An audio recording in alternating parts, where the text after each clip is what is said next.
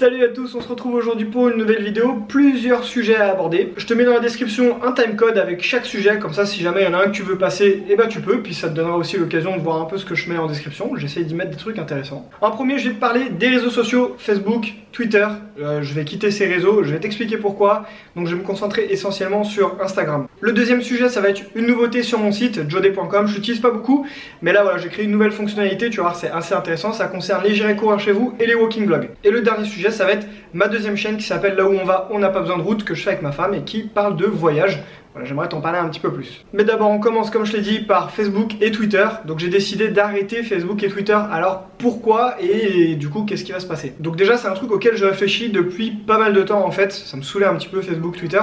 Et donc je pensais à quitter ces réseaux là. Donc quand je dis que je quitte Facebook et Twitter, en réalité je vais pas fermer mes comptes, mais je vais juste les mettre en pause. Donc je vais arrêter de poster dessus, je vais continuer à y aller un petit peu. Si vous mettez des commentaires, si vous m'envoyez des messages sur Twitter, je continuerai à répondre, mais je ne m'exprimerai plus dessus en fait. Je veux pas les fermer parce qu'on ne sait pas de quoi est fait l'avenir et que ça se trouve j'y retournerai peut-être un jour, mais en tout cas maintenant ma décision est prise et je ne posterai plus sur ces réseaux. Alors pourquoi j'ai pris cette décision? Bah les raisons sont multiples. Une des premières c'est que déjà ça fait trop de réseaux à gérer, Facebook, Twitter, Instagram, Snapchat, il y a trop de trucs. Bon Snapchat je suis pas dessus mais il y a vraiment trop de réseaux. Le contenu que je pouvais donner dessus, je trouve qu'il était pas ouf parce qu'au final je faisais surtout du copier-coller que je mettais sur Facebook, sur Twitter et sur Insta.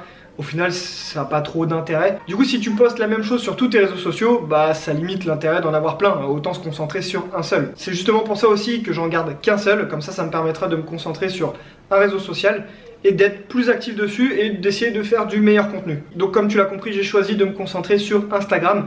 Et pourquoi j'ai choisi ce réseau? Et bien parce que je trouve que c'est celui où on a le plus d'interactivité.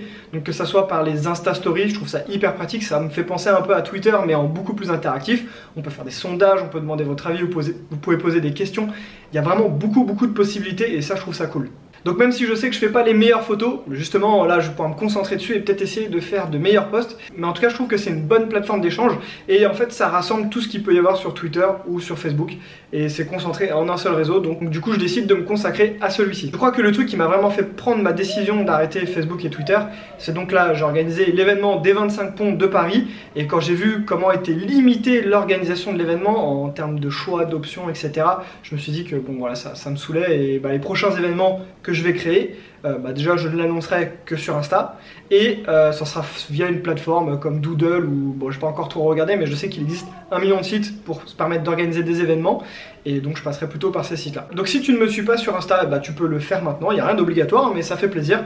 Tu verras que quand je suis en aventure comme là au Dolomites, j'ai posté beaucoup d'Insta Story tous les jours donc tu peux voir un peu l'aventure en direct, ça c'est plutôt cool. À partir de maintenant je ne posterai plus sur Facebook ni Twitter ou très peu. Donc maintenant le seul moyen de me suivre en dehors des vidéos, ça sera sur Insta. Si jamais tu n'as pas Insta, franchement je te conseille de télécharger l'application, tu verras qu'il y a une belle communauté runner dessus. Et puis comme je te le dis, il y a beaucoup d'interactivité, donc essaye, ça vaut le coup au moins d'essayer Insta. Et puis si ça te plaît pas tant pis, et puis si ça te plaît, on pourra peut-être échanger dessus et ça sera cool. D'ailleurs je dis ça comme ça, c'est pas pour obliger à passer sur Insta, mais je vais bientôt poster un concours pour gagner des dossards pour une course. Donc vu que je ne poste plus que sur Insta, le seul moyen de pouvoir y participer, ça sera sur Insta. Donc voilà, c'est pas un changement énorme, mais ça méritait quand même que je vous l'annonce en vidéo. Donc on se retrouve maintenant plus que sur Insta, YouTube et puis sur Strava pour ceux qui veulent. Le deuxième sujet maintenant. Donc tu verras sur mon site jodé.com, j'ai rajouté un petit icône, tu pourras cliquer dessus. Et donc ça va t'amener un formulaire dans lequel tu pourras me proposer des walking vlogs ou des j'irai courir chez vous. Alors pourquoi est-ce que j'ai mis ça en place? Tout simplement pour avoir une réserve de projets. Donc le walking vlog, tu peux me proposer des destinations que tu as envie de participer ou non. Et pour les j'irai courir chez vous, c'est pareil, essaye de me donner le plus d'infos possible, le trajet, etc. Et donc tu peux me proposer ta ville, un endroit que tu connais, un endroit que tu aimes bien. Et comme ça, moi, ça me donne des idées parce que je connais pas toute la France. Donc des fois, je suppose que par exemple dans le sud, il y a plein d'endroits. À Bordeaux, il y a sûrement plein d'endroits aussi pour courir très jolis. Mais comme je ne connais pas, je peux pas organiser moi-même. Donc c'est quand même vachement plus pratique que quelqu'un qui habite sur place me dise où aller, où me diriger, ou voire même organise le truc si tu en as envie.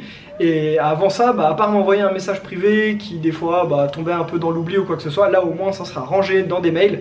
Et du coup, dès que j'aurai un temps libre pour pouvoir faire un j'irai courir chez vous, ou lorsque je chercherai une idée pour un walking vlog, je sais que je pourrai aller piocher dans ces mails là et ça sera beaucoup plus simple au niveau de l'organisation. Donc voilà, c'est une petite nouveauté. Si tu veux me faire tes propositions, et maintenant tu sais où ça se fait. Et voilà. Et le dernier point de cette vidéo, c'est ma deuxième chaîne. Là où on va, on n'a pas besoin de route.